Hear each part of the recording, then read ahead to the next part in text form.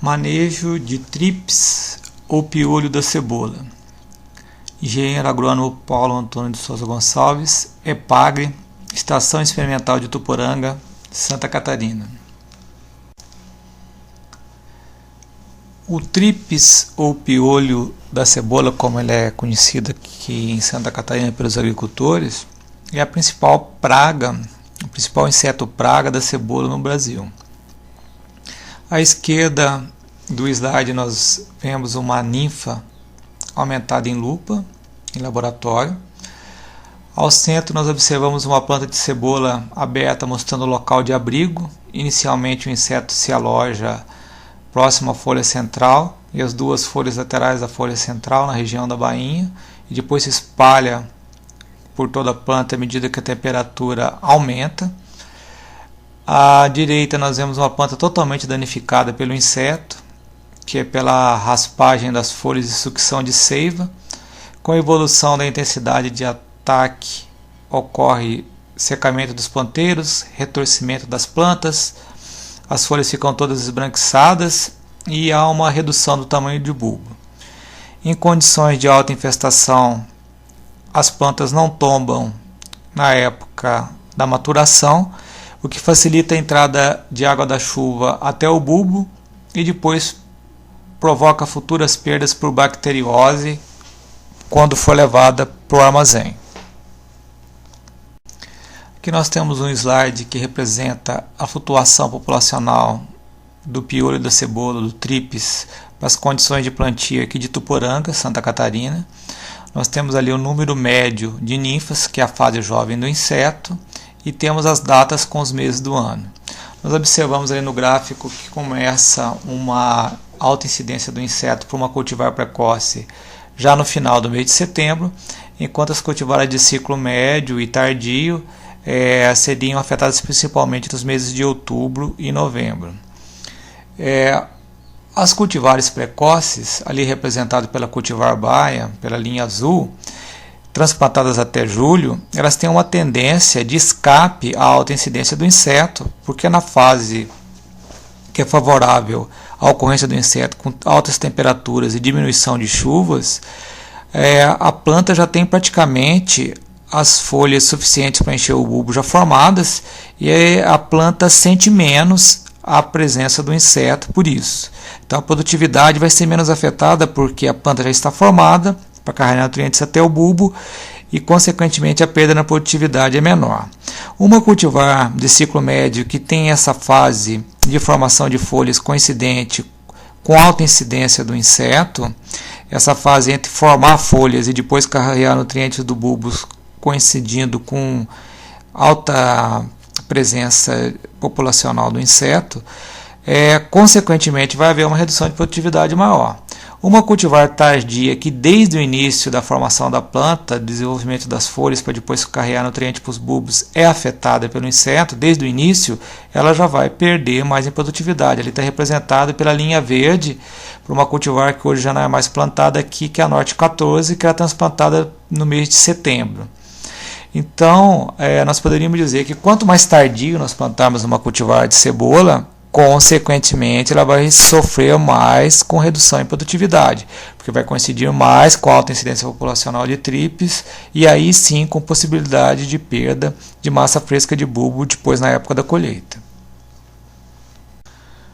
Aqui nós temos os resultados de um experimento que foi realizado na EPAGRE Estação de Ituporanga, onde nós mostramos o controle de trips de cebola numa área que não havia plantas de cobertura, que não havia plantio direto, adubada apenas com adubo mineral.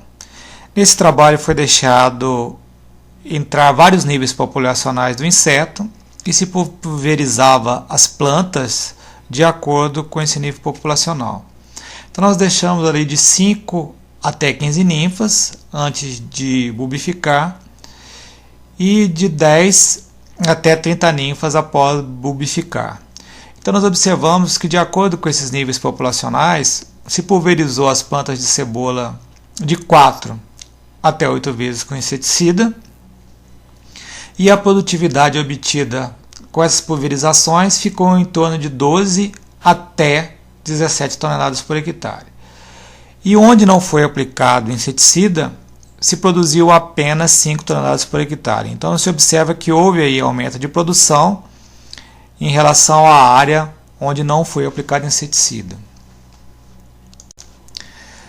Nessa mesma área experimental, houve aplicação de práticas de melhoria do manejo do solo. Foi colocado mucuna no verão e depois foi realizado o transplantio direto de mudas de cebola direto sobre a palha de mucuna e feito a adubação, além do adubo mineral, do adubo químico, foi também colocado esterco de aves junto da adubação. E foi, como no slide anterior, deixado entrar vários níveis populacionais do inseto. De 1 até 60 ninfas foi preconizado para fazer a aplicação de inseticidas. Nós observamos que foi constatado de 1 até 15 ninfas e foi pulverizado de 4 até 7 pulverizações de inseticidas para manter os níveis populacionais de acordo com os níveis que nós preconizamos ali. E observamos que a produtividade variou de 23 a 27 toneladas nas áreas que foi aplicado inseticida.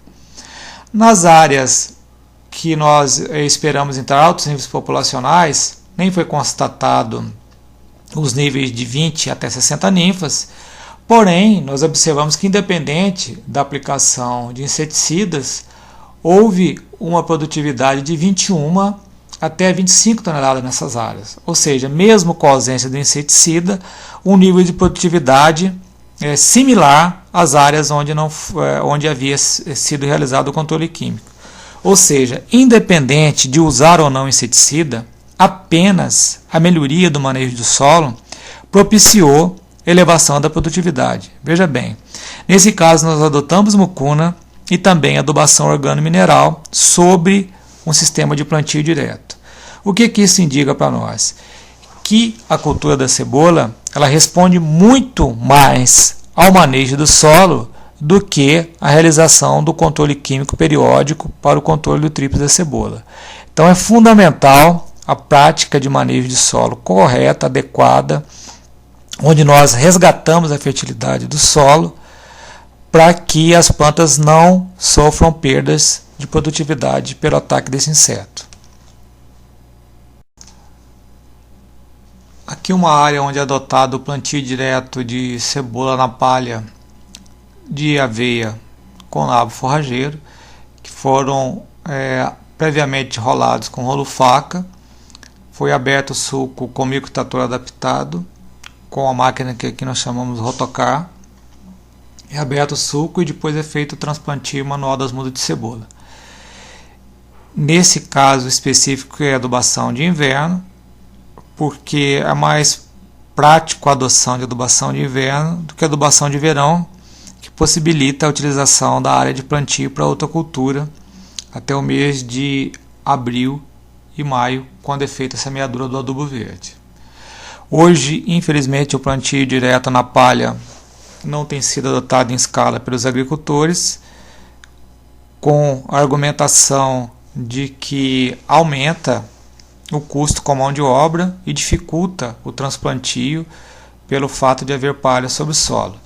Porém, nós não podemos deixar de recomendar o uso de adubo verde e o plantio direto na palha como uma prática muito importante para reduzir o consumo de adubos minerais, de adubos orgânicos e também favorecer um bom desenvolvimento de plantas de modo que elas tolerem o dano pelo trips, que é a principal praga da cebola. Então nós teríamos uma associação de benefícios aí, além também do controle natural de ervas invasoras pela manutenção da cobertura do solo.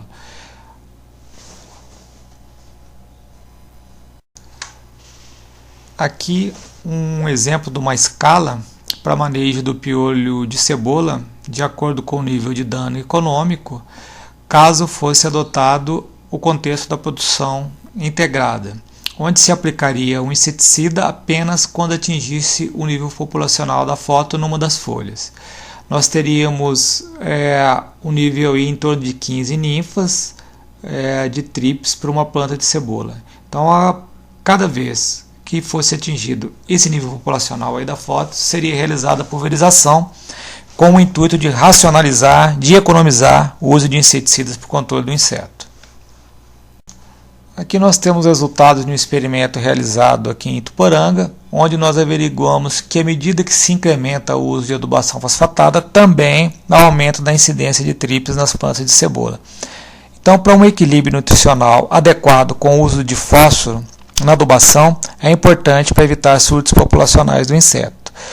O fósforo é presente em adubos como superfosfato triplo, superfosfato simples, fosfato natural e as fórmulas NPK convencionais como 5,20,10, 4,14,8 e outras fórmulas de NPK disponíveis no mercado.